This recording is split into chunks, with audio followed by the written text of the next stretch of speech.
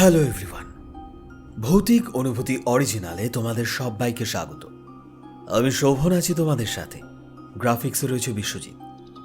আজ ভৌতিক অনুভূতির আরও একটি নতুন এপিসোডে আমি তোমাদের জন্য নিয়ে এসেছি এক রোমহর্ষক ভৌতিক অনুভূতির ঘটনা। এপিসোড শুরুর আগে জানিয়ে রাখি, আমরা কোনো রকম কুসংস্কার বা অন্ধবিশ্বাসকে প্রশ্রয় দিই না। আমাদের চ্যানেলে বর্ণিত সমস্ত ঘটনাই এন্টারটেনমেন্ট পারপাসে গ্রহণ করাটাই বেটার। সো কানে হেডফোন পরে নাও আর বিশ্বাসটা বজায় রেখো, কারণ আমরা ভৌতিক অনুভূতি, কিছুটা বিশ্বাস আর কিছুটা অনুভূতি।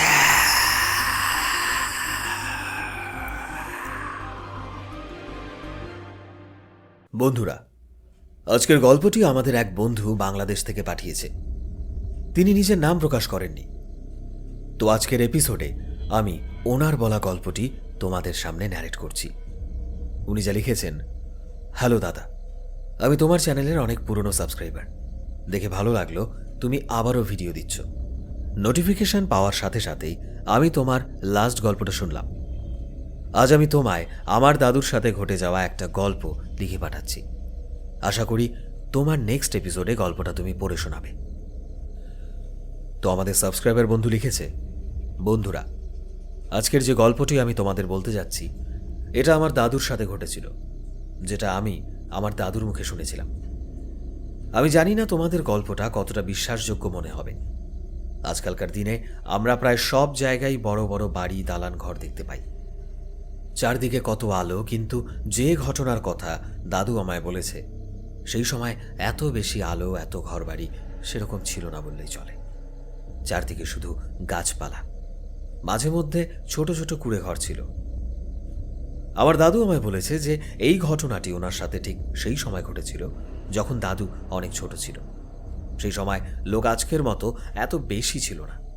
ছোট ছোট গ্রাম ছিল জায়গায় জায়গায়, আর আলো বলতে শুধুই প্রদীপ কিংবা লণ্ঠনের আলো ব্যবহার করা হতো অন্ধকারে রাস্তা চলাফেরা করার জন্য।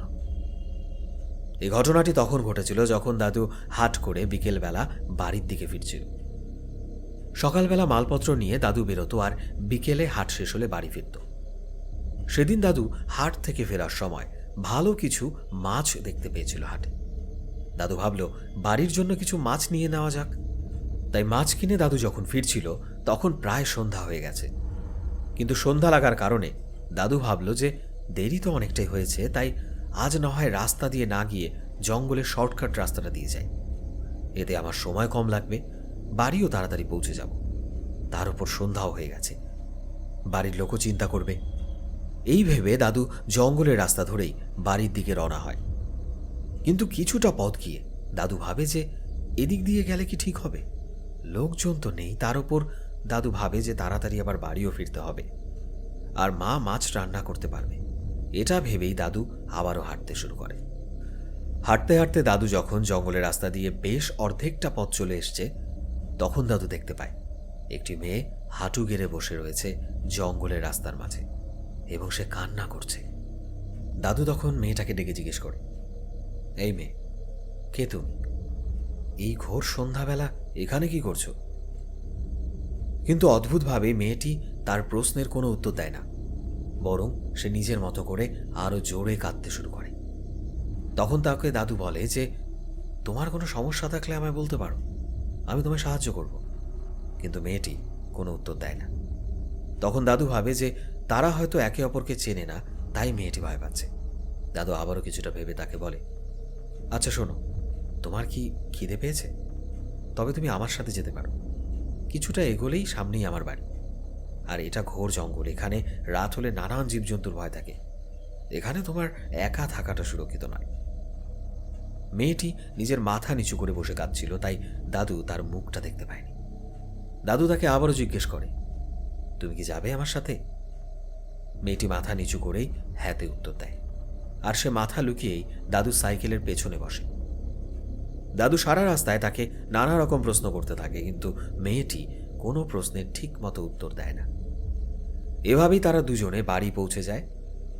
দাদুর মা যখন দাদুর সাথে মেয়েটিকে দেখে, তখন প্রশ্ন করে যে কিরে, মেয়েটা কি? তখন দাদু তার মাকে জানায় যে মেয়েটি জঙ্গলে হয়তো হারিয়ে গেছে, একা একা বসে কান্না করছিল, আমি ভাবলাম কোথায় যাবে এত রাতে, তাই আমার সাথেই নিয়ে যাই। দাদুর মা কথাটা শুনে আর কোনো প্রশ্ন করে না। তিনি মেয়েটিকে বাড়ির ভেতরে আসতে বলে। এরপরই আমার দাদুর মা মাছ নিয়ে মেয়েটির আগে আগে রান্নাঘরের দিকে যায়। মেয়েটিও ওনার পেছন পেছন রান্নাঘরের দিকে যায়। দাদুর মা এটা দেখে অবাক হচ্ছিল। মেয়েটি আসার পর থেকেই ঘোমটা দিয়েছিল, আর না তো সে কোনো রকম কিছু বলছিল। আমার দাদুর মা বারবার চেষ্টা করেছিল কোনোভাবে তার মুখটা দেখার, কিন্তু সে বারবারই নিজের ঘোমটাটা ঠিক করে যাচ্ছিল। আমার দাদুর মা ভেবেছিল যে মেয়েটা হয়তো ভয় পাচ্ছে, তাই কিছু বলছে না, হয়তো নতুন জায়গায় এসেছে, ভয় পাওয়াটা স্বাভাবিক। এটা ভেবে তিনি মেয়েটিকে বলেন, আচ্ছা তুমি এখানে বসো, আমি একটু আসছি। এই বলে তিনি রান্নাঘর থেকে বেরিয়ে পাশের রুমে যান। কিছুক্ষণ পর যখন দাদুর মা রান্নাঘরের দিকে আসে, তখন দেখতে পান মেয়েটি কাঁচা মাছগুলো দিব্যি খাচ্ছে। সে মুখ দিয়ে কেমন একটা বাজে শব্দ করছে। মেয়েটি মাছ খেতে এতটাই ব্যস্ত ছিল যে সে ভুলেই গিয়েছিল তার ঘোমটাটা তার মাথার ওপর থেকে সরে গেছে। দাদুর মা যখন এটা দেখতে পায়, তিনি অনেক ভয় পেয়ে যান। তিনি বুঝতে পারেন এটা কোনো সাধারণ মেয়ে নয়, বরং এটা একটা শাকচুন্নি। আর তিনি এটাও আন্দাজ করতে পারেন যে যদি মেয়েটিকে বাড়ির থেকে ভাগানো না যায়, তবে সে আমার পরিবারের কোনো ক্ষতি করতে পারে। তখন দাদুর মা উনুন থেকে একটা জ্বলন্ত খড়ি বার করেন। মেয়েটি ওটা দেখেই বুঝতে পারে যে তার আসল রূপ ধরা পড়ে গেছে। এটা ভেবেই সে দাদুর মায়ের ওপর ঝাঁপিয়ে পড়ে, কিন্তু দাদুর মা সেই জ্বলন্ত খড়ির টুকরো দিয়ে তার মাথায় সজোরে বাড়ি দেয় আর তাকে আগুন ধরিয়ে দেয়। সে আগুনে পুড়তে পুড়তেই ভয়ঙ্কর শব্দ করতে থাকে। সেই শব্দ শুনে আমার দাদু এবং তার বাবা দৌড়ে রান্নাঘরের দিকে আসে। তারা দুজনেই যখন সেখানে আসে, সেই শাকচুন্নিটাকে জ্বলন্ত অবস্থায় তারা দেখতে পায়। তারা অবাক হয়ে যায়, কিছুটা ভয়ও পেয়ে যায়। শাকচুন্নিটাও আমার দাদু এবং তার বাবাকে দেখে সেখান থেকে পালিয়ে যায়। তখন দাদুর মা দাদুকে বলে যে ও তোর প্রাণ অনেক আগে নিয়ে নিত, কিন্তু তোর ভাগ্য এটাই ভালো যে সাথে কাঁচা মাছ ছিল। সে মাছ খাবার লোভে তোর পেছন পেছন এসেছিল, যাতে সে মাছ খেতে পারে।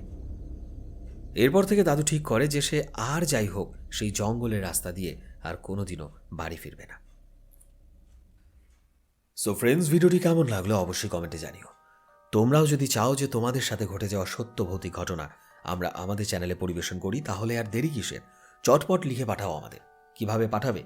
ডেসক্রিপশন বক্সে এবং চ্যানেলের ডেসক্রিপশনে পুরো ডিটেলস দেওয়া রয়েছে, প্লিজ একটু চেক করে নিও। দেখা হচ্ছে নতুন একটা দিনে নতুন একটা রোমহর্ষক ভৌতিক ঘটনা নিয়ে। টিল দেন সবাই ভালো থেকো এবং সবাইকে ভালো রেখো। Thank you.